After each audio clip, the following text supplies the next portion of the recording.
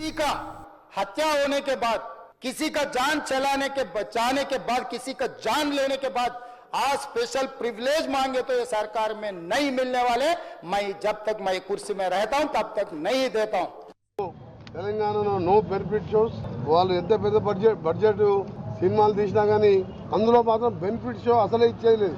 లాభదాయకమైనటువంటి ప్రదర్శనలకు కానీ, సినిమాకు సంబంధించినటువంటి అదనపు షోలు కానీ, ఎక్కువ సినిమా విషయంలో రేట్లు పెంచుకునే అవకాశం కానీ ఇక నుంచి తెలంగాణ రాష్ట్రంలో ఉండదని చెప్పినటువంటి ముఖ్యమంత్రి రేవంత్ రెడ్డి గారు, వాళ్ళ ఎఫ్డిసి చైర్మన్ గారు నిర్మాతగా ఉన్నటువంటి గేమ్ చేంజర్కు విడుదలైనటువంటి 10 తారీఖు రోజున 6 షోలకు గాను మిగతా 5 షోలు 19వ తారీఖు వరకు కూడా టికెట్ రేట్లు పెంచుకొని నడిపించుకోవడానికి కోసమని ఇచ్చినటువంటి జీవో ఇది. 6 గ్యారంటీల లాగే ఆయన మాటలు కూడా అసెంబ్లీలో కూడా అబద్ధాలని చెప్పి ఈ జీవోతోని తేలిపోయిన విషయాన్ని మేము తీవ్రంగా ఖండిస్తూ ఉన్నాం.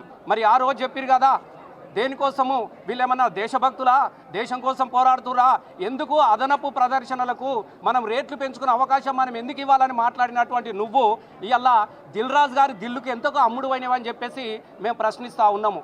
టికెట్ల పెంపుదల ఉండదు, రేట్ల పెంపుదల ఉండదు అని చెప్పి భీషణ ప్రతిజ్ఞ చేశారు కోమటిరెడ్డి వెంకటరెడ్డి గారు. మరి వాళ్ళ వెంకటరెడ్డి గారు ఏ కలుగులో దాక్కున్నారు? గేమ్ చేంజర్ సినిమా విషయానికి వచ్చేటప్పటికీ మీరు రేట్ల పెంపుదలకు ఎందుకు అవకాశం ఇచ్చారు? కనుక మీరు 2 నాలుకల ధోరణి, ఒకరి పట్ల ఒక న్యాయం, ఇంకొకరి పట్ల ఇంకో న్యాయం.